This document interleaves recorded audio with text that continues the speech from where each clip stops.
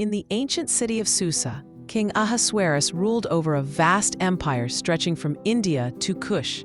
His power was immense, his wealth immeasurable, and his word was law. He hosted a magnificent banquet, a display of his glory for all his officials. During this grand feast, the king commanded his beautiful Queen Vashti to appear before his guests.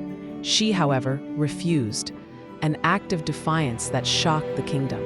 Her refusal led to her removal from the throne, leaving a void in the royal palace. A search began throughout the empire for a new queen, a maiden of exceptional beauty and grace. Among the many young women brought to the palace was a Jewish orphan named Hadassah, known as Esther. She was raised by her devoted cousin, Mordecai. Esther possessed a quiet strength and captivating charm. She found favor with Hegai, the palace official in charge of the women. Following Mordecai's wise counsel, Esther kept her Jewish heritage a secret from everyone. When her turn came to appear before the king, Esther won his heart above all others. He placed the royal crown upon her head, proclaiming her queen. Yet, her true identity remained hidden, a secret held close to her heart. Meanwhile, a man named Haman rose to great power in the king's court.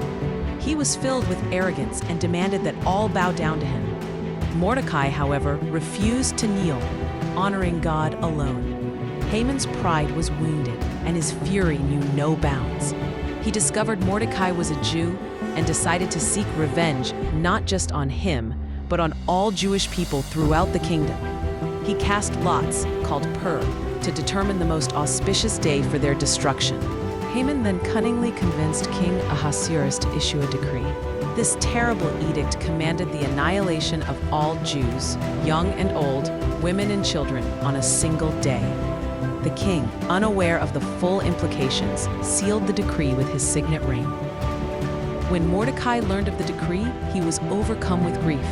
He tore his clothes, put on sackcloth and ashes, and cried out in anguish in the city square. He sent word to Queen Esther, urging her to intercede with the king. Esther was initially hesitant, knowing that approaching the king unsummoned could mean death. Only as the king extended his golden scepter would her life be spared. She feared for her own safety, despite her royal position. Mordecai's response was a powerful challenge. Do not think that in the king's palace you alone of all the Jews will escape.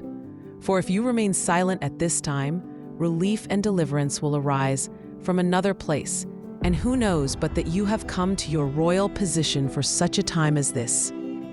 Mordecai's words stirred Esther's spirit. Her fear transformed into resolute courage. She sent back a message, asking all the Jews in Susa to fast for 3 days and 3 nights on her behalf. I and my attendants will also fast, she declared, and so I will go to the king, which is against the law. And if I perish, I perish. With this brave resolve, Esther prepared to risk everything for her people. On the 3rd day, Esther put on her royal robes and stood in the inner court of the palace. The king saw her and graciously extended his golden scepter, signaling her acceptance. He asked her what she desired, promising to grant it. Esther, with wisdom and grace, invited the king and Haman to a private banquet. At this first banquet, she again invited them to a second, where she would reveal her request. Haman left the banquet, filled with pride, yet still seething at Mordecai's refusal to bow. That very night, the king could not sleep. He ordered the royal chronicles to be read to him. He discovered an account of Mordecai uncovering a plot against his life, for which Mordecai had never been rewarded. At the second banquet, the king again asked Esther her petition. With trembling voice, she revealed her identity and the wicked plot against her people. She exposed Haman as the enemy who sought to destroy her and all the Jews. The king, enraged by Haman's treachery and his attempt to harm his queen, ordered Haman to be hanged on the very gallows Haman had prepared for Mordecai. Justice, swift and divine, had been served. With Haman gone, the king could not revoke the original decree, but he issued a new one.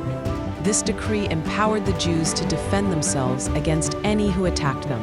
On the appointed day, the Jews fought bravely and were victorious over their enemies. Mordecai was elevated to a position of power, and the Jewish people were saved. To commemorate this miraculous deliverance, Esther and Mordecai established the festival of Purim, a day of feasting and joy. It is a reminder of God's faithfulness and the power of courage.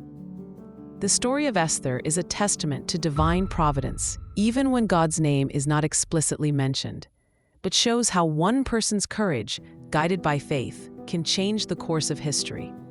Esther, a queen in a foreign land, became an instrument of salvation for her people.